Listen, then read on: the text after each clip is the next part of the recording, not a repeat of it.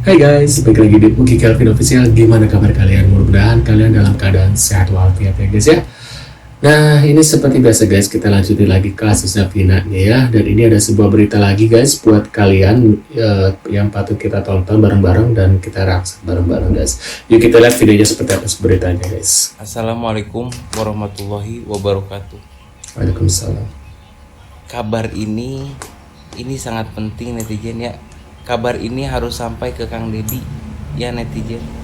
Ini harus sampai ke Kang Deddy ya. Ini sangat penting. Sangat penting. Dan ini Kang Deddy harus tahu ini ya. Kang Deddy harus tahu ini. Aep dikabarkan masuk IGD. Dia tiba-tiba pingsan.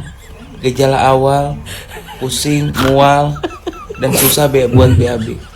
Dan sekarang sedang mendapatkan perawatan intensif dari dokter rumah sakit jiwa. Karena urat saraf tegang, kejang-kejang pula. Setelah melihat pengakuan dari Dede ke Kang Deddy Mulyadi. Sekian informasi dari Kang Flor. Semoga bermanfaat. Yang bikin skenario Rudiana dibantu oleh polisi-polisi lain kan, kemudian dicari keterangan palsunya dari Aep dan Dede. Kalau dua syarat ini sudah mencukupi lah ya, Dede itu menjadi justice kolaborator. Nah kita sekarang bicara kepada fasilitas yang didapatkan Dede kalau dia menjadi justice kolaborator. Salah satunya adalah yang dapatkan adalah dia itu akan mendapatkan hukuman paling ringan di antara semua terpidana. Contoh, yang beri kesaksian palsu kan si siapa? Pasren. Kemudian si Kahfi anaknya dan si Aep. Katakan 3 orang inilah ya. Ini sama-sama memberi kesaksian palsu. Kalau mereka 3 orang 7 tahun semua, maka Dede itu di bawahnya paling ringan pokoknya. Ya bisa 2 tahun, bisa 1 tahun. Bahkan ya, kalau memang dia benar-benar jujur sesuai dengan semua fakta-fakta yang terjadi, itu bisa hanya hukuman percobaan saja. Jadi bisa aja 4 bulan, 5 bulan di penjara. Atau bahkan bisa lebih ekstrim lagi loh, menjadi tahanan kota. Nah ini makanya bener lah tindakan Dede ini bener sekali.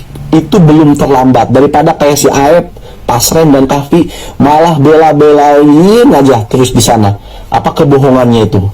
Mungkin mereka merasa merasa dijamin oleh Ladusin kali ya. Yaitu dia terjebak dengan jaminannya Ladusin. Padahal inget Pak, ini Pasren, Kahfi dan Aep 7 tahun loh menanti kalian. Sebelum terlambat, kalau kalian nonton video saya ini, segera hubungi Kang Deddy. Lihat tuh Dede dikasih fasilitas rumah di sana di rumahnya Kang Deddy, makan. Bahkan anaknya nih itu dibiayain loh sama Kang Deddy. Kan dia cerai itu Dede. Tapi dia meninggalkan 1 anak itu dibiayain sama Kang Deddy, bayangin. Karena Kang Deddy tahu ketika dia menjalani kasus ini, dia berhenti bekerja. Nah ini nih buat Kak Aep, Kahfi, Dede, Pasren. Kalian jangan terlena itu dengan jaminannya Ladusin. Kalian itu hanya dianggap tebu, habis manis sepah dibuang. Sekarang aja kalian dikasih fasilitas karena masih dibutuhkan. Kalau udah nggak dibutuhkan, dilepeh kalian, dibuang atau bisa dilenyapkan loh. Hati-hati. Mending sekarang kamu hubungi Kang Deddy Mulyadi. Ayo berkata jujur. Jadi justice kolaborator. Paham nih ya? Nah itu fasilitas yang didapat oleh justice kolaborator adalah mendapatkan hukuman paling ringan di antara terpidana lain. Kemudian juga ya, dalam aturan undang-undangnya, justice kolaborator itu bisa dapat penghargaan loh. Kan luar biasa. Padahal dia memberi kesaksian palsu, tapi bisa mendapat penghargaan. Mau bagaimana? Tapi itu udah undang-undang gitu loh. Makanya saya pesan sekali lagi buat Aep, Pasren dan Kahfi, ayo jujur. Jujur, jadilah manusia, jangan jadi binatang. Itu akan merugikan kalian sendiri, karena kalian tuh manusia. Maka jadilah manusia, bukan jadi binatang. Oke? Nah, bahkan Dede ini bisa dapat lebih ringan daripada Baradae. Kenapa? Baradae itu ikut nembak loh. Ikut nembak. Sedangkan Dede sama sekali tidak terlibat sama sekali. Bahkan yang dikatanya ada pelemparan batu, dia enggak. Cuma kesaksian palsu doang itu. Makanya bener lah, tepat ini si siapa itu Dede ini. Barada E aja yang lainnya bisa seumur hidup, ada puluhan tahun kan, ada yang hukuman mati dan lain sebagainya. Barada itu cuma 1,6 tahun, 1 tahun 6 bulan aja, itu belum remisi, belum lain sebagainya. Mungkin tahun depan bebas tuh Barada E, atau udah bebas mungkin sekarang ya, saya nggak tahu tuh tahun 2000 berapa sih kasusnya itu kan. Nah itu keuntungan menjadi justice kolaborator itu di situ. Makanya ya, itu nih si Aep, aduh sekali lagi lah, si Aep, Dede dan Pasren, Aep, Kahfi dan Pasren nih, ayo kalian segera keluar. Bicara itu udah keluar sih ya, si Kahfi sama Pasren, cuma ngomongnya nggak jujur. Aduh ampun, udah banyak itu loh kejanggalannya, bahkan dibantah sendiri loh, kamu Kahfi ya, dibantah sendiri tuh sama teman kamu tuh berbohong gitu loh. Ini buat si Aep segera keluar, Aep, kamu Aep. Ampun ini, itu lihat Dede itu sekarang hidupnya tenang dia.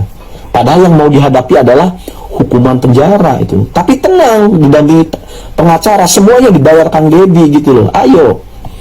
Dan sekali lagi buat netizen, terus kawal kasus ini ya. Saya ucapkan terima kasih banyak.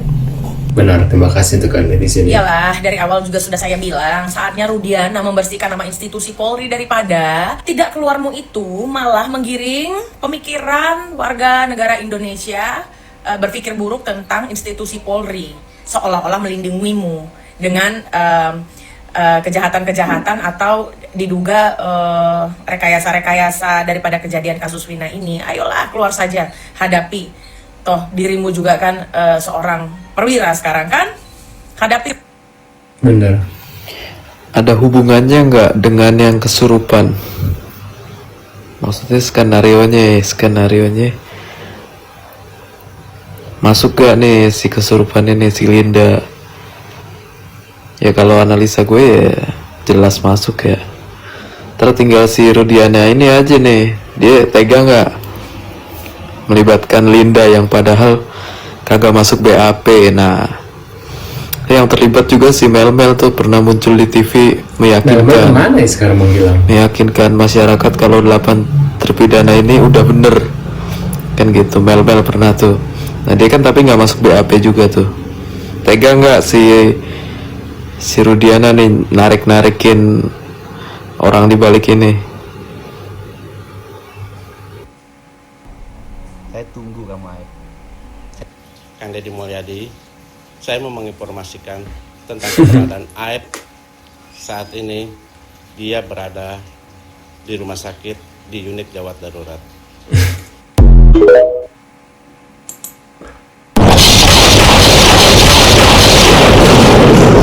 Selamat siang semuanya. Nah di video kali ini kita akan membahas tentang Linda guys. Kenapa kita bahas Linda? Karena si Linda ini mengatakan bahwa dia tidak setuju dengan film yang dibuat oleh sutradara film Tidak Sebelum 7 Hari guys. Kenapa dia tidak setuju? Karena katanya skenario di film itu tidak sesuai dan dia menyalahkan sutradara ini. Yang paling kuat saya curiga sama si Linda, dia mengatakan bahwa film ini tidak sesuai. Kalau pemainnya pengen tahu skenario aslinya, kenapa nggak cari saya? Dia minta sutradara cari si Linda dulu karena dia yang paling tahu skenario. Kenapa nggak cari saya? Saya yang paling tahu skenarionya. What? Luar biasa. Dia yang paling tahu skenarionya. Bapak pengacara nih mana semua nih? Bapak polisi di mana semua nih? Ini keluar dari mulut si Linda loh. Ucapkan secara sadar loh. Bukan kerasukan loh ini. Ini sadar loh. Dia mengatakan film yang dibuat oleh sutradara ini skenarionya salah, skenarionya tidak sesuai. Harusnya kalau pemainnya buat film itu tanya saya dulu, panggil saya dulu karena yang paling tahu skenarionya saya. Mana nih otak-otak polisi, mana nih otak-otak pengacara, otak-otak masyarakat mana deh? Nah ini juga sudah dibahas sama Mbak Widya. Dan ini memang sangat ganjal, ini sangat horor, benar-benar horor. Bukan Vina yang horor, tapi pengakuan Linda ini. Pengakuan Linda ini sangat luar biasa, sangat di luar nalar, dan ini sangat bisa membantu kepolisian. Minimal kalau bukan pelaku, ya panggil aja, pertanggungjawabkan ucapannya. Dia tahu skenarionya seperti itu. Kalau umpamanya dia bilang dia tahu skenario, berarti dia tahu skenarionya. Tapi kenapa polisi-polisi masih diam? Sebenarnya polisi ini takut dengan apa sebenarnya? Kalian itu polisi loh. Apa kalian takut? Apa memang kalian sudah disuap?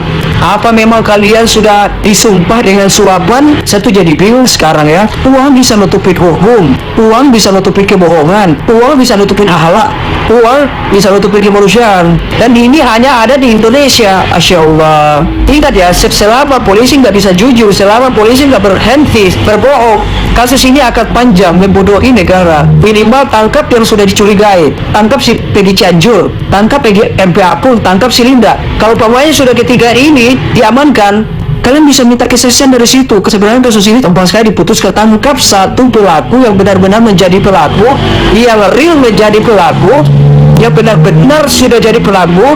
Tangkap satu aja udah. Kalau pemainnya udah tangkap itu, saya yakin kasus ini akan terbongkar semuanya. Nggak mungkin pelaku satu itu diam-diam aja. Dia nggak mungkin masuk dalam penjara sendirian. Pasti dia akan mengungkap semuanya dia sama siapa. Nah, menurut kalian gimana nih setelah melihat video ini? Apakah Linda ini terlibat dalam kasusnya Vina ini, guys? Apalagi kan dia kesurupan ya. Dan ini masalah ini kan terbelit gara-gara ini ya, si Linda ini kesurupan. Coba kalau Linda nggak kesurupan ya, mungkin kasus ini nggak akan seperti ini, guys ya. Yang mungkin ya dianggap sebagai kecelakaan tunggal gitu ya, guys ya. Nah ini kan kasus ini terbelit-belit gara-gara si Linda nih ya, dan sekarang dia kayak buang ini ya, kayak merasa tidak bersalah si Linda ini, guys. Jadi bikin kesel semua netizen kayaknya. Tetapi saat ini si Linda sekarang menghilang ya. Linda, Mbak Putri itu menghilang loh dari media. Kenapa ya? Setelah pergi bebas gitu ya, dan sekarang kasusnya lebih ke kecelakaan tunggal, jadi hilang mereka semua, guys. Kenapa ya, guys ya? Bahkan Rudiana juga suka hilang ya. Kalau Rudiana memang jadi DPO ya. Nah, menurut kalian gimana? Tulis di kolom komentar. Terima kasih sudah hadir dan jangan lupa bantu subscribe, dan sampai jumpa di video selanjutnya. See you guys.